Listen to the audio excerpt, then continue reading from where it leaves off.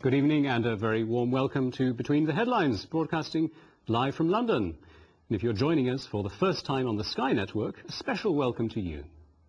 I'm Jan Fosgaard, and my guests today are journalist and editor of the African news agency Ali Bahejoub and broadcaster A.O. Johnson. Thank you for joining me. The other story here, MPs in threat to disrupt a state opening. This is a British story about the shadow minister, the member of the opposition Tory party, Conservative Party, Damien Green.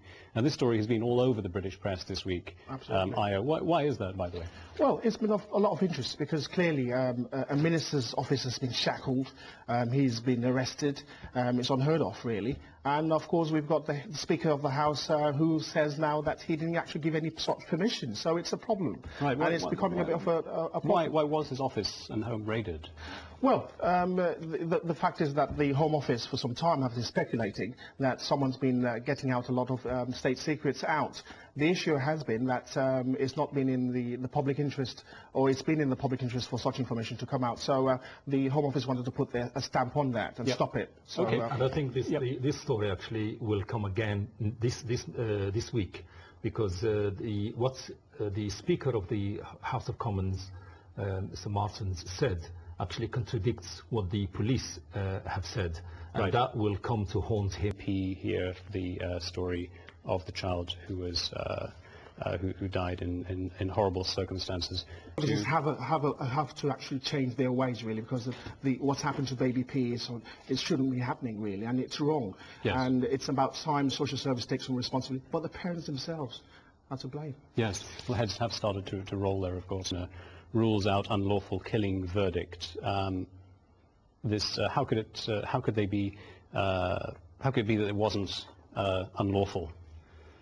Well, it's a very actually complicated story here, because it goes back for at least a few months. So in a way, you have to look at the background of it, and where he was sort of killed in the underground station, and wrongly, obviously, targeted by the police. Yes. And it turned out to be rather a fiasco for the police. That the police were sent out without a picture of the man they were looking for, so I suppose they had a notion, a knowledge skinny man, and that's why he got. Okay, so given the information they had, then how could they have been expected to? In a way, he was blamed for getting the wrong man. He was a victim of circumstances at the time, because the police were right jumpy about everybody who was carrying a rucksack. So in a way, he was a victim. The Daily Telegraph on Thursday. Mortgage help for middle class, so mortgages back on the top of the agenda there. It's about time, yeah. It's about time. A lot of families are affected by this. People don't have jobs. It's a desperate, worrying time for families, and to see the government coming in now, that would actually help. Yeah, because we're not only in recession. I think we probably in 2009 we may go into depression. And this is very worrying. To make sense, the other story here on the Daily Telegraph, that of Damien Green again. We can see just how much coverage this story has had in the British papers. Well, the Speaker's in trouble at the moment, because confidence is a major problem, and he's such a revered figure. And if we get to a stage where 20 or 30% of Labour supporters or parliamentarians say they don't have confidence in him, could be that he could lose his job. Cut again as recession deepens. The 1 point cut has reduced the base rate down to 2%.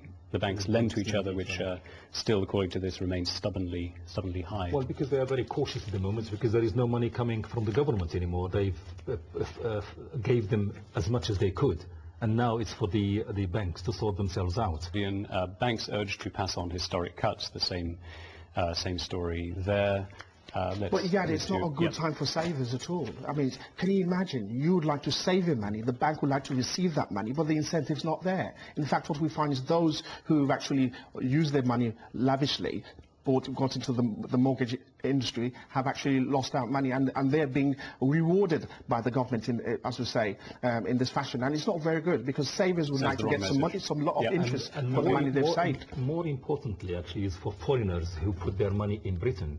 And now, obviously, a lot of them will be moving their money out of Britain because the interest rate is not attractive anymore. Okay, as growers, Honda Honda pulls out. Again, it's an economic story. Sponsors pulling out. I think it makes sense. Actually, it makes common sense for Honda to actually withdraw from that, because they're spending 500 million pounds a year just for the sake of being part of this race.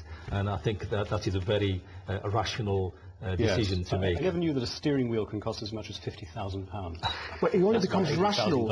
It only becomes rational when the money is spent wisely in the interest of the poor, for example. Yeah. So, not on steering wheels. Measuring the column inches of what seem to be the 4 top stories in international pages on British quality papers. We looked at the Telegraph, the FT, the Guardian, Independent, and the Times.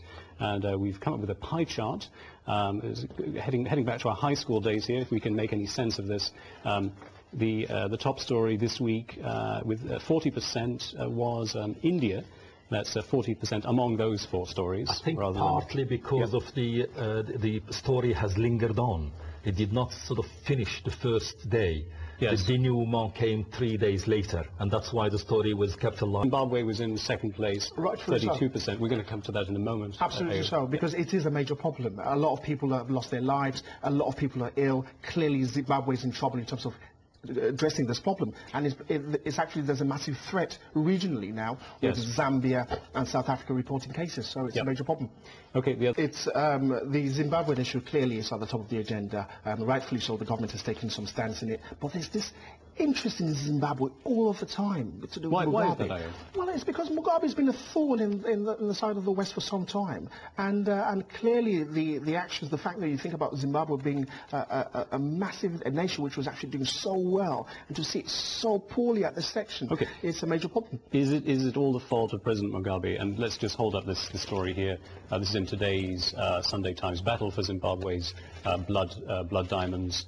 I mean, this story focus. Well, tell us about this story, Ali. Well, the problem with that is now that the president of Zimbabwe, Robert Mugabe, is in such a desperate situation that he has to resort to any ways to extract as much money as possible to pay his security forces. In this case, it's extracting diamonds, actually. Of course, extracting diamonds. Is actually sending his security forces in the street to arrest people with any foreign currency in their pockets, and then accusing them of being either smugglers, of diamond smugglers, or at the pay of foreigners to be said.